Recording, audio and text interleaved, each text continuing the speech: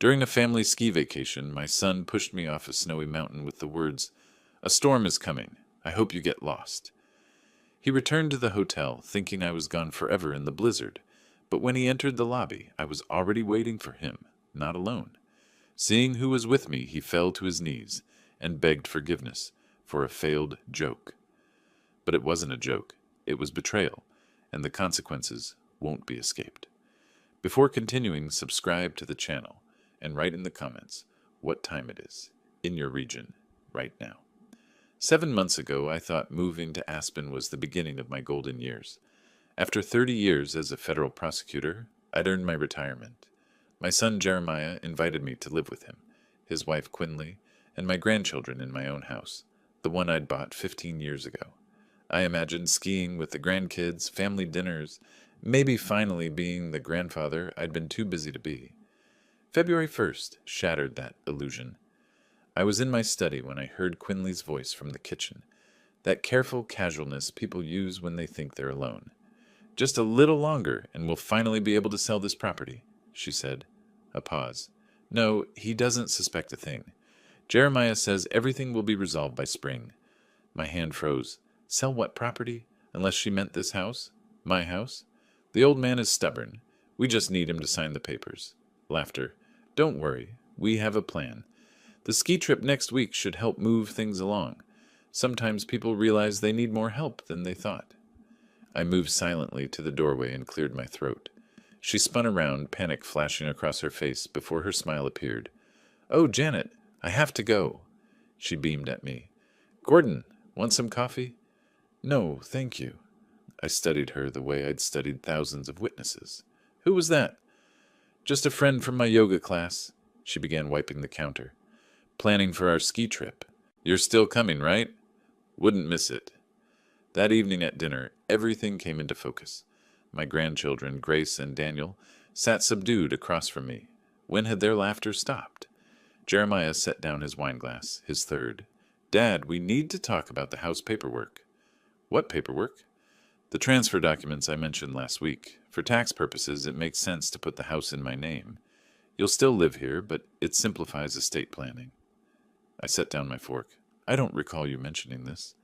"Maybe you forgot?" He glanced at Quinley, who nodded. "I have the papers ready. My notary friend can come tomorrow." "I'll use my own notary," I said pleasantly, "and I'd like my attorney to review them first." The temperature dropped. "Your attorney?" "Dad, this is family business. Standard procedure for any property transfer. I'd caught countless frauds in my career. It's not personal." "You know what?" Jeremiah threw his napkin down. Grace flinched. "You're unbelievable. We've opened our home to you, taken care of you, and you can't even do this one simple thing?" "Jeremiah," Quinley's hand landed on his arm, but her eyes were cold. "No, I'm done." He leaned toward me, wine on his breath. "You won't live forever, Dad. You're 67. Why can't you just make things easier for us?" The words hung like a threat. Grace looked terrified. Daniel stared at his plate. "What my husband means is we worry," Quinley said. "If something happens suddenly—" "My affairs are in order," I said quietly. "They've been since I was 45. "That's not the point." "Then what is the point?" He shoved back from the table. "Fine. Waste money on lawyers. See if I care." He stormed out. His study door slammed. Quinley gathered the plates. No one had finished. "He's stressed about work. The market's tough." Daniel pulled back when she reached for his plate. "Kids, homework." They fled. "What does Jeremiah do for work?" I asked. She paused. "Investment consulting." "And how's that going?" "Fine. Great, actually." She wouldn't meet my eyes. That night, I lay awake in the guest room of my own house. The guest room. When had I stopped sleeping in the master bedroom? It had been gradual. Quinley suggesting the master was better for them because of the bathroom, the closet space for their clothes. Each reason had sounded logical at the time, each concession small enough to seem reasonable. Now I wondered how many other things I'd surrendered through these small, carefully worded requests. My dignity, my home, my life. I replayed the day in my mind like reviewing evidence for a case. Quinley's phone call about selling property and having a plan. Jeremiah's insistence on signing documents without legal review. His comment about me not living forever. delivered with such casual cruelty while my grandchildren watched. The ski trip that would move things along. What did that even mean? In my career, I'd learned that people rarely commit crimes on impulse. There's usually a pattern, a buildup of smaller transgressions that lead to the big one. Small thefts before the major embezzlement, minor assaults before the murder, each step testing boundaries, seeing what they could get away with, building confidence for the next escalation. I'd missed the pattern while it was forming around me. I'd been too busy enjoying retirement, too happy to believe my son actually wanted to spend time with me after all these years of being an absent father, buried in cases in courtrooms while he grew up. But I wasn't missing it anymore. Sleep didn't come. Instead, memories surfaced, like evidence photos, in a case file. December. I'd been organizing my important documents, the deed to the house, investment statements, insurance policies. I'd left them on my desk while I went to answer the door. When I came back, Quinley was standing over the desk, a coffee mug in her hand. "Oh, I'm so clumsy." The mug was overturned, dark liquid spreading across my papers. "Let me clean this up." She'd gathered the documents before I could stop her. "I'll make copies. Don't worry." The copies she'd given me later had seemed fine, but now I wondered what else she might have done with those originals. November. Jeremiah had shown up with a notary. "Dad, this is Martin, a friend of mine. I mentioned you needed to update your will." I hadn't mentioned anything of the sort. "Since he's here anyway." I'd politely declined and called my own notary the next day. Jeremiah had been irritable for a week afterward. October. That was when the health teas had started. Quinley had made a big production of it. These are special herbal blends for seniors. They'll help with energy, mental clarity, all of that. She'd serve them to me every morning with such theatrical concern. After drinking them, I'd felt foggy, disconnected. My hands would shake slightly. Once I'd forgotten where I'd parked my car at the grocery store. I'd wandered the parking lot for 20 minutes before finding it. I'd mentioned the symptoms to Quinley. "Oh, Gordon, that's just age. Maybe we should look into some care options." She'd left brochures for assisted living facilities on the kitchen counter. I'd thrown them away. But then I'd noticed something. The mornings I'd dump the tea down the sink while Quinley wasn't looking, claiming I was full or running late. I'd felt fine those days. Sharp, alert, like myself. So I'd started developing an allergy to the tea. The brochures had disappeared after that. Now, lying in the darkness, I felt cold. Had they been drugging me, trying to make me seem incompetent? January. The memory hit me hard. I'd taken out the trash and found a manila folder in the bin. Curious, we recycled paper. I'd pulled it out. Inside were brochures for nursing homes in Denver, not the nice ones. The budget facilities with small rooms and overworked staff. Someone had made notes in the margins. Cheapest option. And worse, accept patients without family consent? I'd confronted Quinley about it. "Oh, those? Someone dropped them off by mistake. I just threw them away." Her smile had been so smooth, so practiced. And then there was Daniel. My 9-year-old grandson had said something last week that I'd dismissed as childish confusion. We'd been building a Lego set together, one of the few times Quinley had left us alone. "Grandpa, are you going to live somewhere else soon?" "What? No, buddy. Why would you think that?" "Mom said you might go to a place where people take care of you. She said it would be better for everyone." I'd laughed it off, ruffled his hair. "Your mom worries too much. I'm not going anywhere." But Daniel's face had been serious. "She said you're getting forgetful, that you might not be safe here." My grandson, my own grandson, had been prepared for my removal. How long had they been laying this groundwork? I got out of bed at 2 a.m., moved quietly through the dark house to my study. In the back of my filing cabinet, behind folders of old cases, I kept my personal contacts. I pulled out the leather address book I'd maintained since law school. Some of the entries were 30 years old. Diana Strickland, family law attorney, sharp as a knife, had worked on several cases with me. Office in Aspen. Avon Johnson, private investigator, former colleague from my prosecutor days. Retired now, but still working private cases. Would know how to dig into financials quietly. Sheriff Darrell Winters. We'd worked together for 20 years. He'd know Colorado's elder abuse laws better than anyone. I photographed each page with my phone, then carefully returned the book to its hiding place. Tomorrow, I'd start gathering evidence. I'd been a prosecutor long enough to know that suspicions weren't enough. I needed proof, documentation, a case that would hold up under scrutiny. But there was one more thing bothering me. Jeremiah had mentioned our family ski trip next week. Snowmass Resort, a week-long vacation he'd insisted on. Quality family time before the season ends, he'd said. At the time, I'd been pleased.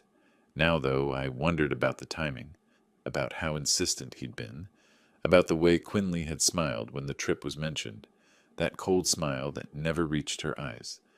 I returned to bed as the first light of dawn crept through the window. In 7 days, we'd be on that mountain. And if my instincts were right, and 30 years as a prosecutor had taught me to trust my instincts, something was going to happen on that trip, something they were counting on. But I'd spent 3 decades building cases against people who thought they were smarter than the law. My son and his wife were about to learn that I hadn't forgotten how to fight. I just needed to be smarter, faster, and more careful than they were. The game had begun. They just didn't know I was playing yet. February 3rd, I woke early and drove into town, telling Quinley I needed supplies for the trip. First stop, a tech store. I bought a voice recording app. Perfectly legal in Colorado with one-party consent. The clerk showed me how to set it to record automatically with certain keywords. My grandfather uses this for meetings, he said. I didn't correct him. Back home, I waited until everyone was occupied. I activated the recorder and left my phone on the kitchen counter, then made noise in the hallway. Within minutes, Quinley's voice came from the living room. She must have come home early. Someone on speakerphone. No, the lawyer thing spooked Jeremiah, she was saying. We need to move faster.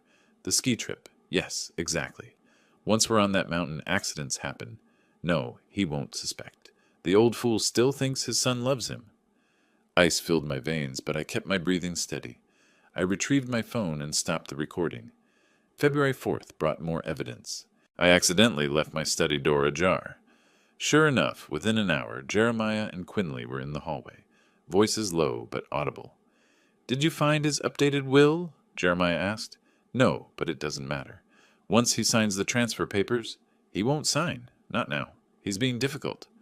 Then we stick to plan B. Quinley's voice was ice. The mountains are dangerous, especially for a 67-year-old man who hasn't skied in years. What if it doesn't work? It'll work. And if anyone asked questions, we were devastated. Tried to talk him out of that difficult trail, but you know how stubborn he was. She paused. Make sure you leave your phone at the hotel. No GPS tracking. My hands clenched into fists. My own son planning my death as casually as ordering takeout. February 5th, I drove to downtown Aspen to Diana Strickland's office. We'd worked together on a particularly nasty divorce case 15 years ago. Gordon Hartwell. She stood and shook my hand firmly. I heard you'd retired. What brings you here? I played her the recordings. Her expression hardened with each word. When I finished, she sat back. How long has this been going on? Months, maybe longer. I showed her the documents Jeremiah had wanted me to sign. Can you tell me what these actually do? She read them carefully, jaw tightening. Gordon, if you'd signed these, you would have transferred complete ownership of your house to Jeremiah. The property is worth, what, $2.8 million? Approximately. And this one gives him power of attorney over all your financial accounts. Your savings, investments, everything. How much? About $340,000 in liquid assets. She set the papers down. You'd have given him everything. And with power of attorney, he could have committed you to a care facility against your will, claimed you were incompetent. You'd have had almost no recourse. She looked at me seriously. This is elder financial abuse.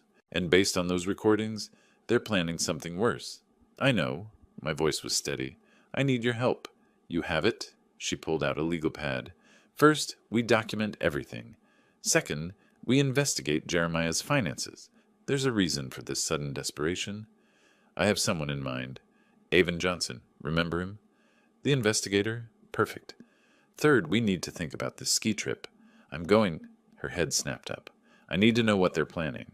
And if they try something, I'll be ready. Gordon, that's dangerous. I spent 30 years prosecuting criminals. I know how to handle myself.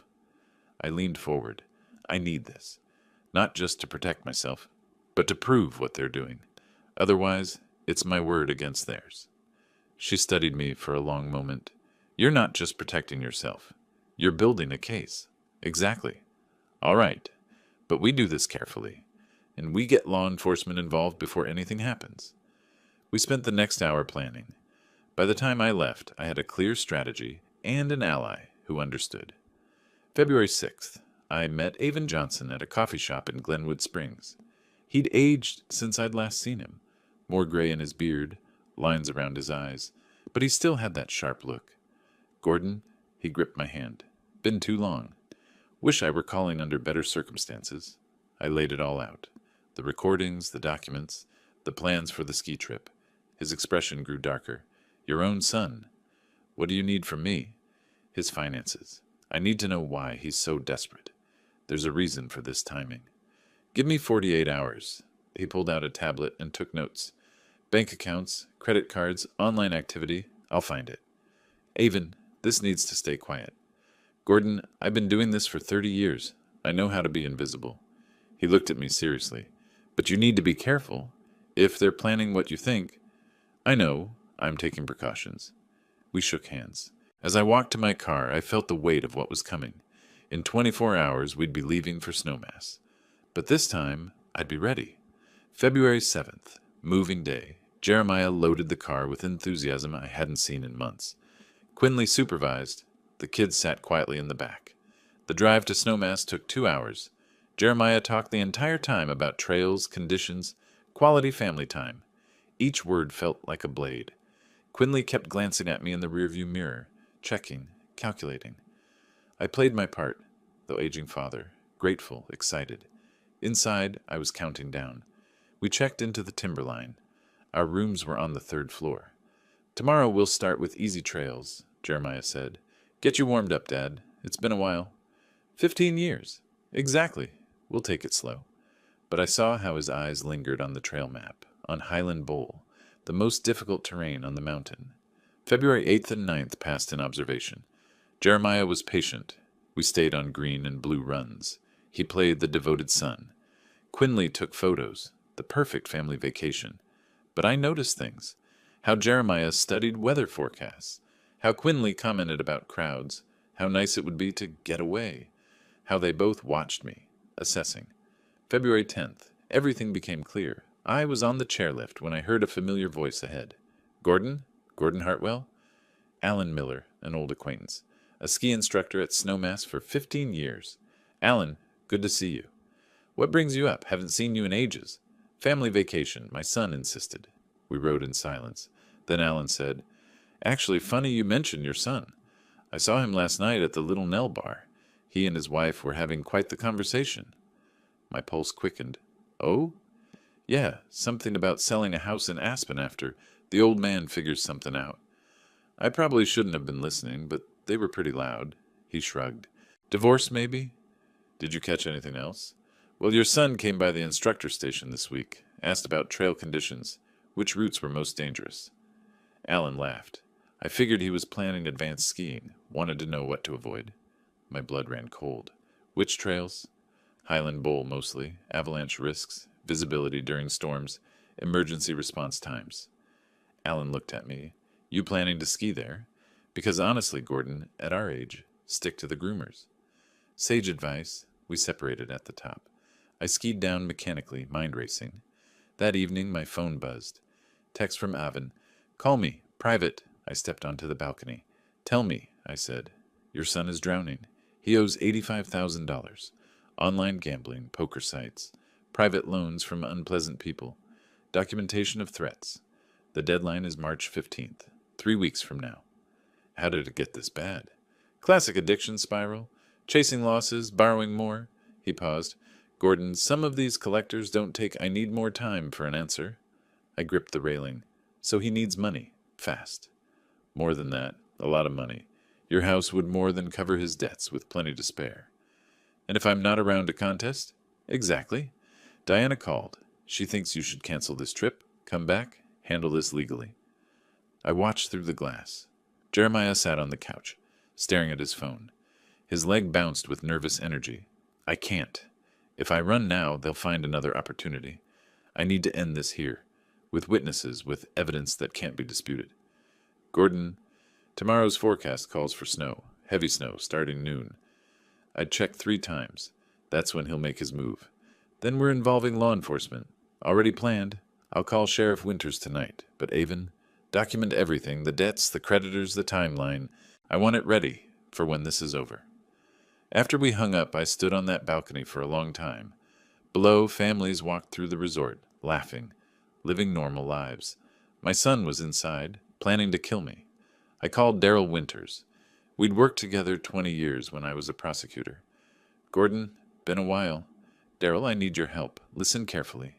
I told him everything. The recordings, the evidence, Alan's information about Highland Bowl, Avon's financial findings. Long silence. Then, you're absolutely sure? I have recordings, witness testimony, financial records. And tomorrow, if I'm right, he's going to try to kill me on Highland Bowl during the snowstorm. Jesus, Gordon, can you help? I'm 3 hours away, but I know people at Pitkin County Sheriff's Office. Give me tonight. I'll have someone positioned by morning. Close enough to respond, but not so close they'll spook your son. He paused. This is going to break your heart. It already has, I said quietly, but I'd rather have a broken heart than be dead. Tomorrow, then. And Gordon, be careful. Sons who'll kill for money are unpredictable. That night, I lay awake listening to the sounds of the resort. Somewhere in the next room, Jeremiah was probably awake too, making his final plans. Tomorrow, one of us would win. I intended to make sure it was me. February 12th. Morning came with gray skies and the smell of snow in the air. The forecast had been updated overnight. Heavy snowfall expected by early afternoon. Perfect conditions for an accident. Jeremiah appeared at breakfast with forced enthusiasm. Dad, one last run before the storm hits? Highland Bowl opens at 10. We could catch first tracks.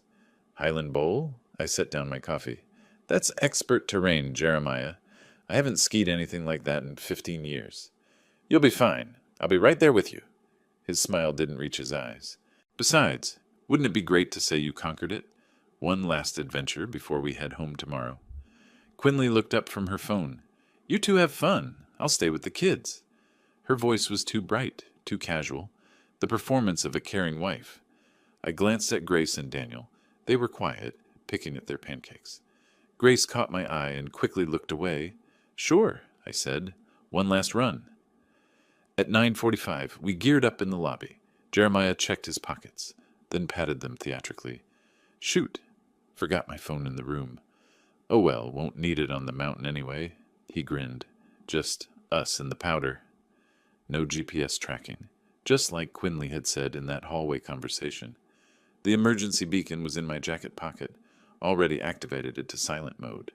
The recording device was running. Everything was in place. We took the chairlift up. Jeremiah's leg bounced the entire ride. He kept checking the sky, watching the clouds roll in faster than predicted. Storm's coming early, he said. Looks that way. At the top, the wind had picked up. Snow was already starting to fall. Light flurries that would soon become a whiteout. The visibility was maybe 100 yards and dropping fast.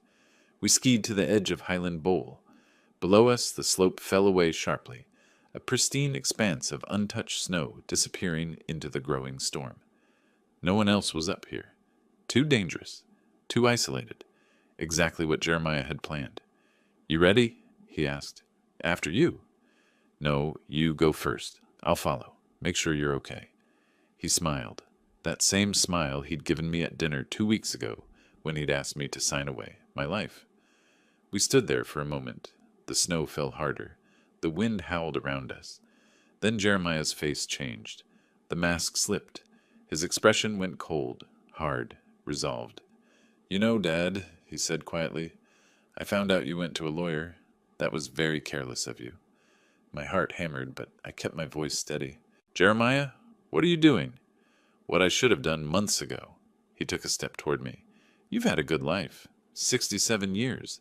That's more than a lot of people get. Your debts, I said. The 85,000. This won't solve anything. His eyes widened. How do you... Then his face twisted with rage. Of course. You've been spying on me. My own father. I was protecting myself. Protecting yourself? From what? From your own son? He laughed, bitter and sharp. You spent my entire childhood protecting everyone except me? Too busy saving the world to notice your own kid needed you. Jeremiah, shut up. He was breathing hard now, desperate. You don't get to talk anymore. You don't get to judge me. That house, that money, it should have been mine years ago. But you just kept holding on, kept controlling everything. The snow was thick now, visibility down to 50 yards. Anyone watching from below would see nothing but white. I'm sorry, I said quietly. I'm sorry I wasn't there enough. But this... Too late for sorry. He moved fast. His hands hit my chest hard. I felt myself falling backward, the world tilting. The slope rushed up and I was sliding, tumbling down the mountainside in a chaos of snow and sky. His voice followed me down, nearly lost in the wind.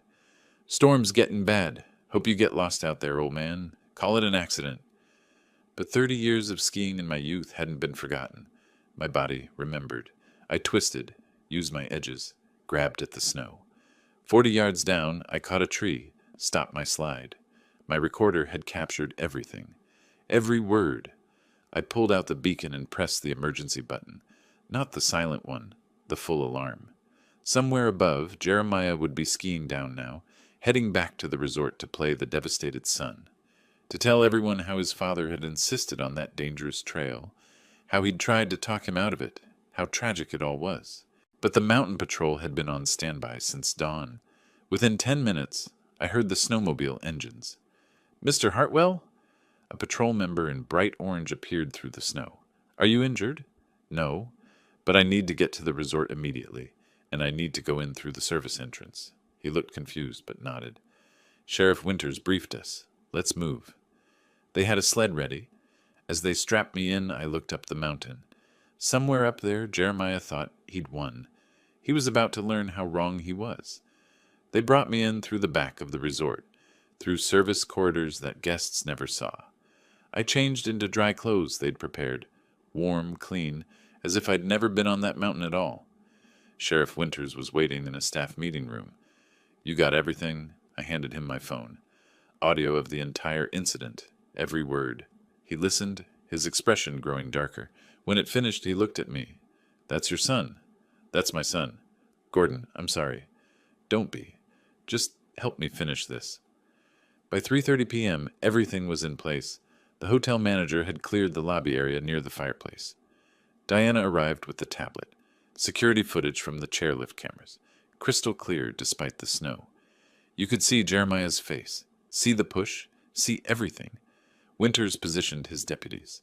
The resort security chief stood by with the documentation. We waited. At 4:32 p.m., the lobby doors opened.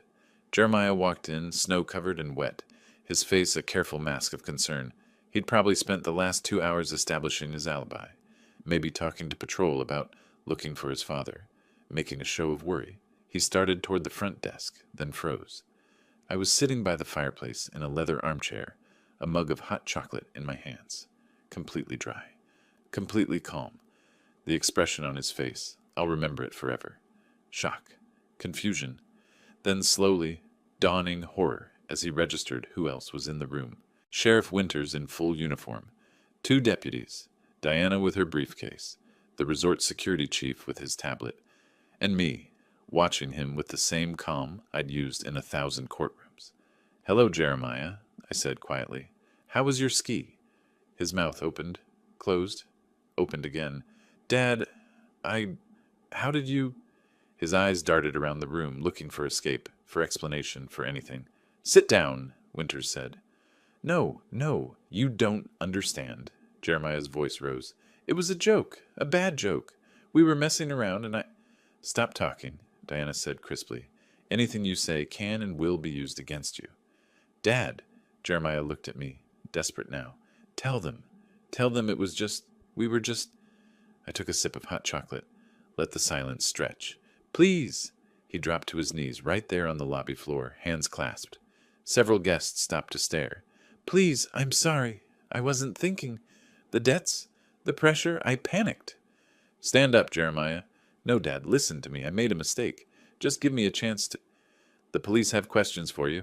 I suggest you answer them. Winters pulled him to his feet. Mr. Hartwell, we need to talk downtown. This is insane, Jeremiah tried to pull away. He's my father. This is between us. Actually, the security chief said, stepping forward with his tablet, we have camera footage from the chairlift that tells a different story. He turned the screen. Even from where I sat, I could see it. The push. The fall. Jeremiah standing there watching. Jeremiah stared at it, face draining of color. No, that's not. You can't. Jeremiah Hartwell, Winters said formally, you're being detained on suspicion of attempted murder and elder abuse. You have the right to remain silent. Attempted murder? Jeremiah's voice cracked. I'm your son. How can you do this to me? I set down my mug and stood, walked over until I was right in front of him. How can I do this? I said quietly. You tried to kill me, Jeremiah. You pushed me off a mountain and left me to die in a snowstorm. The question isn't how I can do this.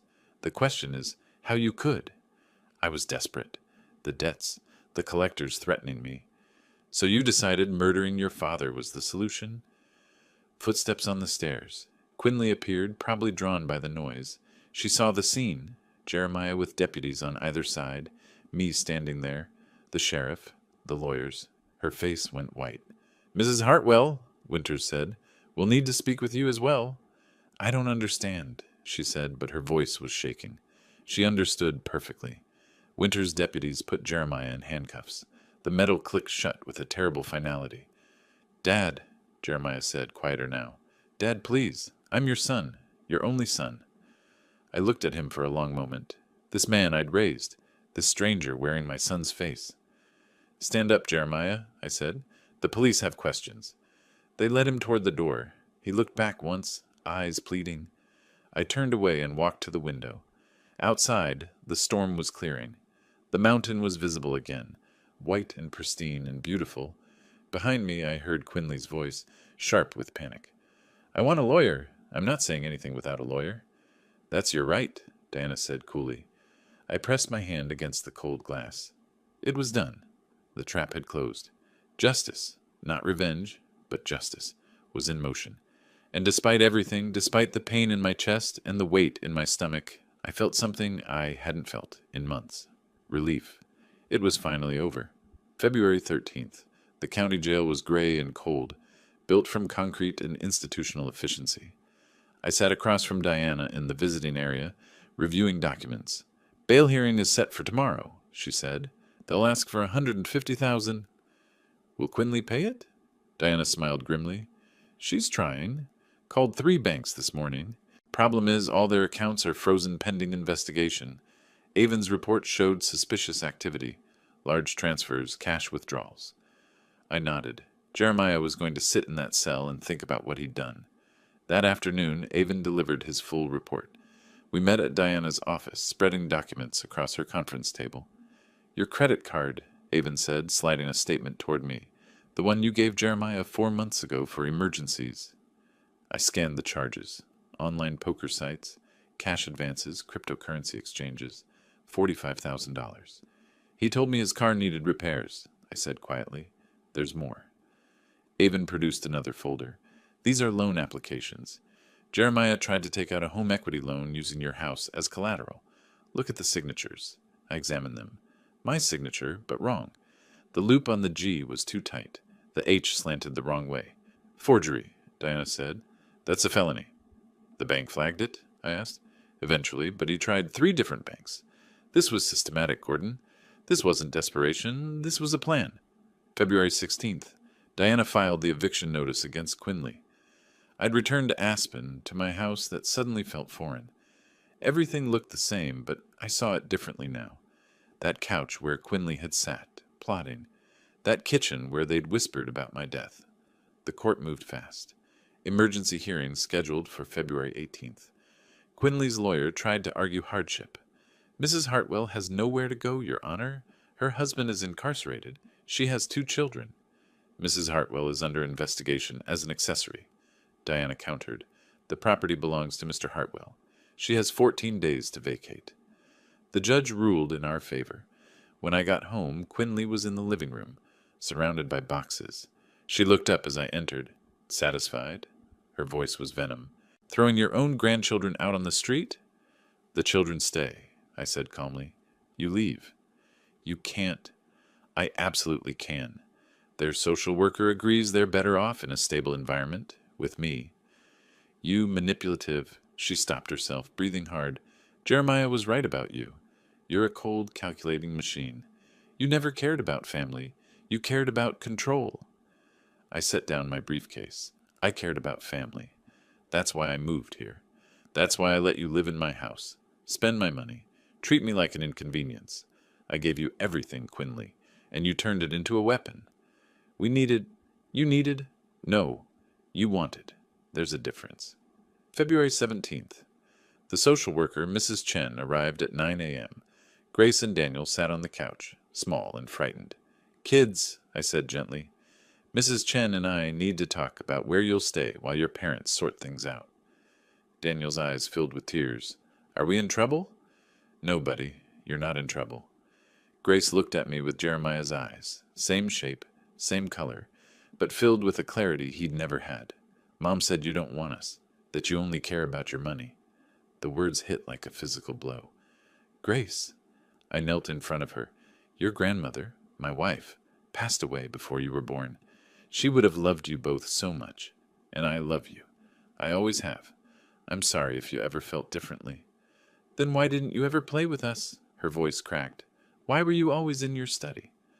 I thought about all those evenings, Quinley suggesting I rest while she handled the kids, Jeremiah telling me the children were too busy for visits, the slow, careful isolation. Because I was told you didn't want to spend time with me, I said quietly, but that stops now. If you'll let me, I'd like to get to know you both. Really know you. Daniel threw his arms around my neck. Grace followed a moment later. Mrs. Chen smiled. I think temporary custody with grandfather is appropriate. February 20th. Bail hearing. The courtroom was packed. Reporters, curious locals, people who'd heard about the prosecutor's son trying to kill him. Jeremiah was brought in wearing orange. He'd lost weight. His face was gaunt, stubbled. When he saw me, something flickered in his eyes. Hope? Fear? His lawyer stood. Your Honor, my client has no prior record. He has ties to the community. We request bail be set at a reasonable amount. The prosecutor, a sharp woman named Patricia Morales, rose. Your Honor, the defendant attempted to murder his father by pushing him off a mountain during a snowstorm. We have audio recording of the attack, video footage from resort cameras, and testimony from mountain rescue. This was premeditated attempted murder. The defendant is a flight risk and a danger. The evidence is circumstantial. We have him on tape, Morales said flatly, confessing, pushing, hoping his father would get lost and die. There's nothing circumstantial about it. The judge reviewed the evidence. When the audio played, Jeremiah's voice echoing through the courtroom, cold and vicious, I watched the jury box. Every face showed the same expression. Disgust. Bail is denied, the judge said. Next hearing, March 15th. Jeremiah's lawyer protested, but Jeremiah just sat there, staring at me. I stared back. February 21st. Avon called me at 8 in the morning. You need to sit down for this, he said. I was already sitting, watching Daniel eat cereal. What did you find? The loan applications, they weren't Jeremiah's endgame. They were step 2. He explained it all. Jeremiah and Quinley had planned to secure a $500,000 loan against my house. The money would be transferred to an offshore account in the Cayman Islands, already set up, waiting. After they had the money, they'd stage your accident, make it look like you'd gotten confused, wandered off, fell. With the loan secured and you dead, they'd inherit everything free and clear. I felt cold. How long have they been planning this? At least 6 months, probably longer. That afternoon, Avon brought me more evidence. Text messages recovered from Quinley's phone. She'd been talking to someone named Marcus Reed, calling himself a financial consultant.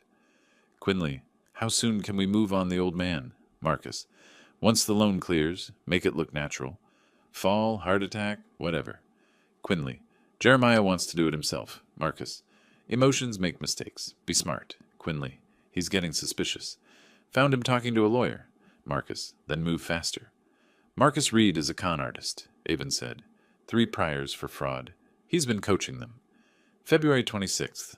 The lab results came back. I'd saved one of those herbal tea packages from October. Avon had sent it to a private lab for analysis. Benzodiazepines. Low dose, but enough to cause drowsiness, confusion, memory problems, mixed with herbal ingredients to mask the taste. Where did she get these? I asked. Avon showed me the evidence. Cryptocurrency transactions, dark web purchases. Quinley had been buying sedatives online, mixing them into my tea for weeks. The plan, he said, was to make you seem incompetent. Then Jeremiah would file for guardianship. Once he controlled your affairs, the accident would happen. I thought about those mornings, the fog in my head, the day I'd forgotten where I parked. They'd been drugging me, slowly eroding my mind, preparing everyone to believe I was losing it. They were going to put me in a nursing home, I said quietly, make everyone think I couldn't handle myself anymore. Then empty your accounts and kill you. Yes. February 28th. The district attorney's office called a press conference. Patricia Morales stood at the podium, professional and fierce. Today we are announcing additional charges against Jeremiah Hartwell and Quinley Hartwell.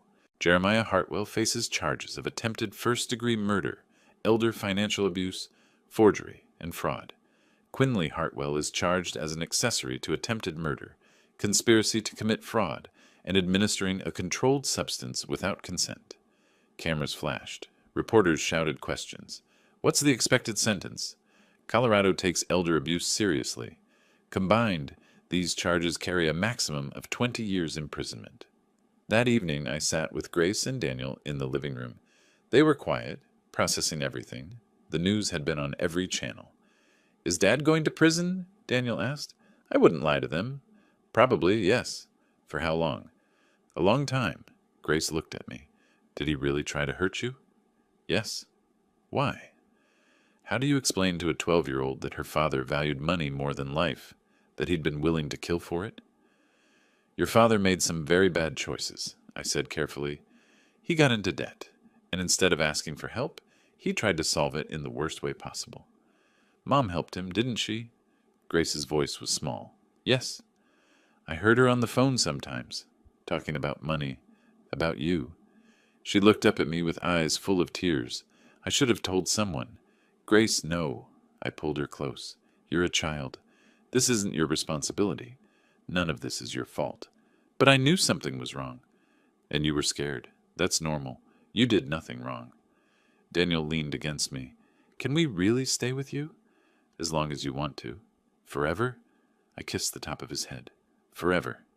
March 1st. Diana called with the final tally. Jeremiah had stolen $45,000 from my credit card, attempted to fraudulently obtain a $500,000 loan, spent months planning my murder, drugged me repeatedly, forged my signature on multiple legal documents. The prosecutor has everything, Diana said. Audio, video, financial records, lab results, text messages. This is the most well-documented attempted murder case I've ever seen. When's the trial? May 15th. But Gordon, she paused.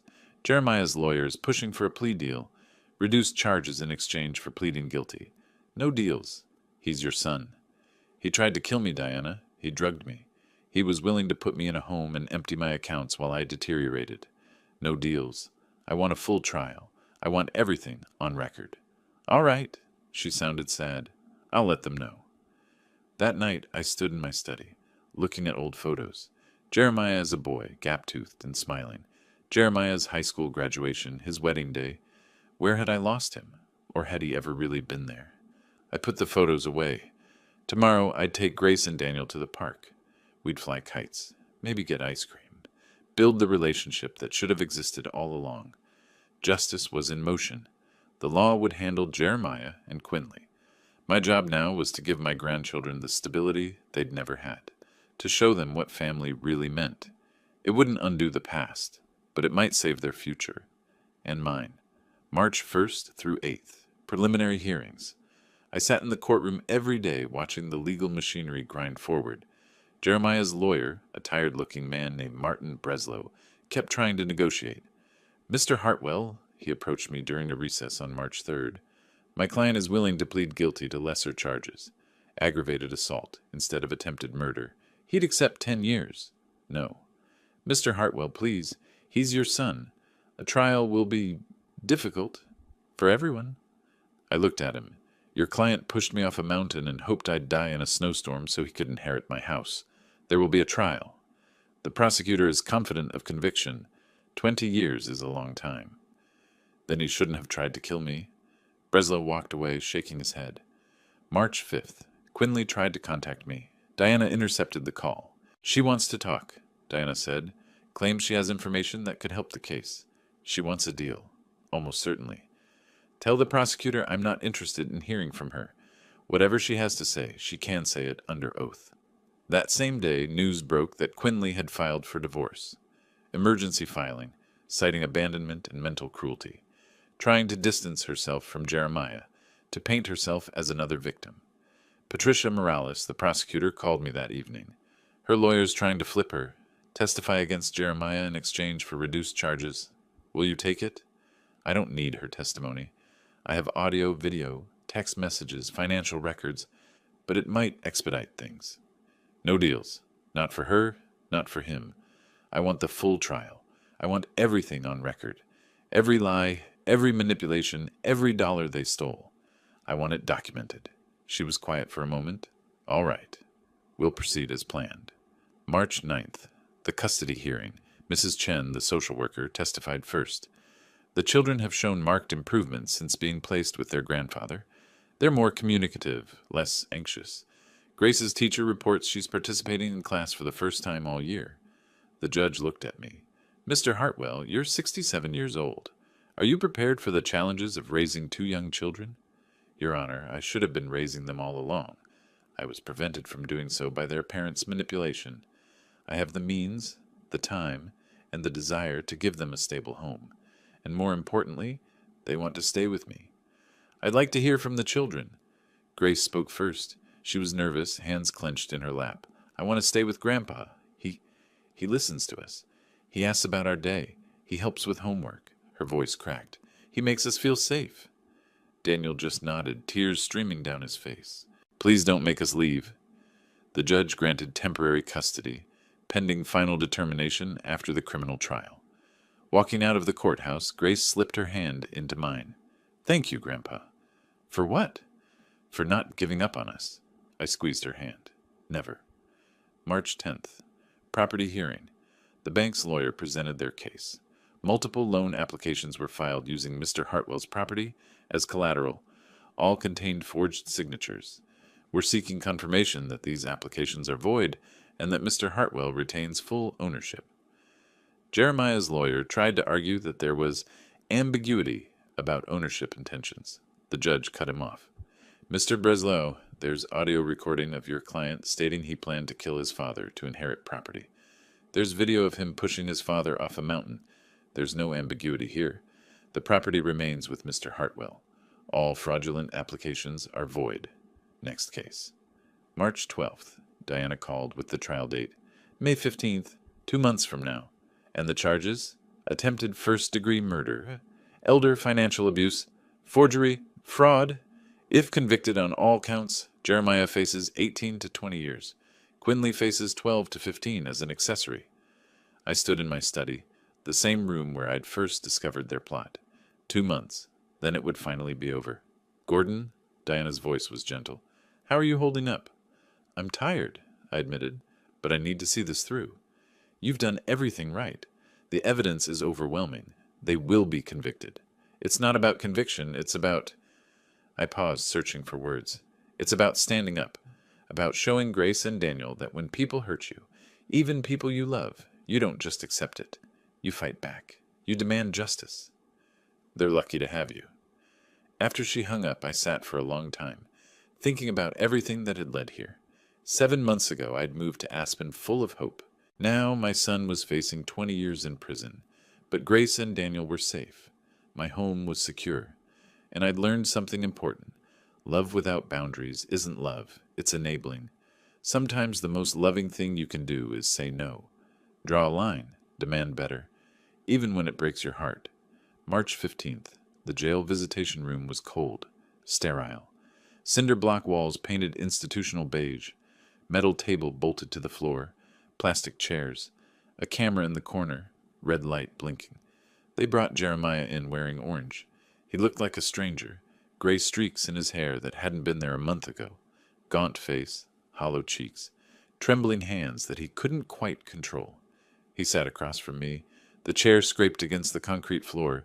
We stared at each other for a long moment. "Dad," he finally said, his voice cracked. "Thank you for coming." I didn't respond, just watched him, this man who'd come from my body, who I'd raised, who'd tried to end my life. "I know you're angry. I know I can't undo what I did."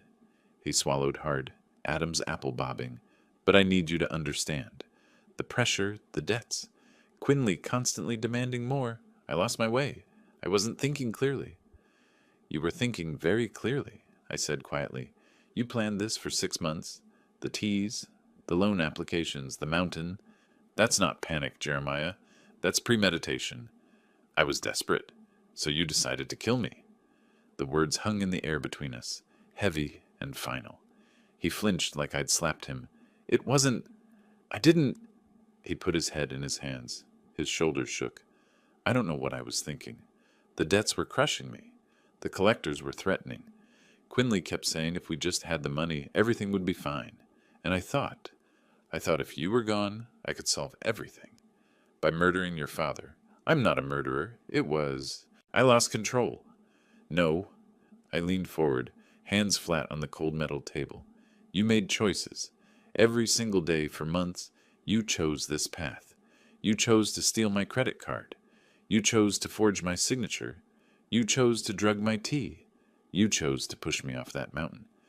I kept my voice level, calm, prosecutor's voice. "This isn't something that happened to you, Jeremiah. This is who you chose to become." Tears ran down his face, dripping onto the orange fabric. "I can change. I can be better. Just give me another chance. Please. I'm your son. I gave you chances. Thousands of them. I gave you my home, my trust, my money, my love. And you turned every bit of it into ammunition against me.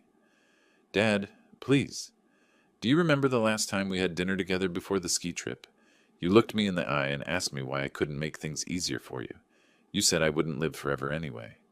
I paused. Let that sink in. "You'd already decided to kill me, and you said that to me at dinner, with your children sitting right there watching." He sobbed, harsh and ugly. "I'm sorry. I'm so sorry." "Are you sorry you did it? Or are you sorry you got caught?" He looked up at me, mouth opening. No answer came. Because we both knew the truth. I stood. The chair scraped back. "The court will decide your fate, but I've already decided mine." "What does that mean?" I looked at him one last time. This man who'd been my little boy once, who I'd taught to ride a bike, who I'd loved despite everything, who'd tried to end my life for money. "You made your choices. Now live with them." I walked to the door. His voice followed me, desperate now. "Dad! Dad, please! Don't leave me here. I need you." I stopped at the threshold but didn't turn around. My hand rested on the doorframe. I spent 30 years prosecuting people who hurt others for their own gain. I never thought I'd have to prosecute my own son. But justice doesn't care about blood. And neither can I anymore. I walked out. The door closed behind me with a heavy click. Final. Absolute. Outside, the March sun was bright and warm. Spring coming to Colorado, melting the last of winter's snow. New beginnings. My phone buzzed. Text from Grace. "Grandpa, when will you be home?" "Daniel wants to play chess." I smiled. Genuinely smiled. For the first time since this all began. On my way home, I typed, "Tell Daniel to set up the board. I'll be there in 20 minutes. I got in my car and started the long drive back to Aspen. Back to my house that was truly mine again. Back to my grandchildren who deserved better than the parents they'd been given. The trial would happen in May. Jeremiah and Quinley would be convicted. The evidence was overwhelming, Patricia had assured me. They'd go to prison for a long time, and I'd be there in the courtroom to watch it happen. Not because I wanted revenge, but because I'd promised myself, that night back in February when I'd first heard Quinley's phone call, that I would never again let anyone make me a victim in my own life. Justice had prevailed. The law had worked exactly as it should. My son would pay for what he'd done. But more importantly, I'd saved Grace and Daniel. I'd given them a future free from manipulation and lies. I'd shown them that you can love someone and still hold them accountable. That family isn't an excuse for abuse. That dignity matters more than blood. The road stretched ahead, winding through the mountains. Snow-capped peaks gleamed in the afternoon sun. Somewhere behind me, Jeremiah sat in that cell, living with his choices. Somewhere ahead, my grandchildren waited, ready to build something better. I'd lost a son, but I'd saved 2 children and reclaimed my own life. Sometimes that's what justice looks like. Not perfect, not painless, but necessary. I turned on the radio. Classical music filled the car. Brahms, something gentle and hopeful. The mountains rose around me, beautiful and indifferent. I was going home. If you liked this story, please like this video, subscribe to the channel, and share your impressions of this story in the comments. To listen to the next story, click on the box on the left. Thank you for watching.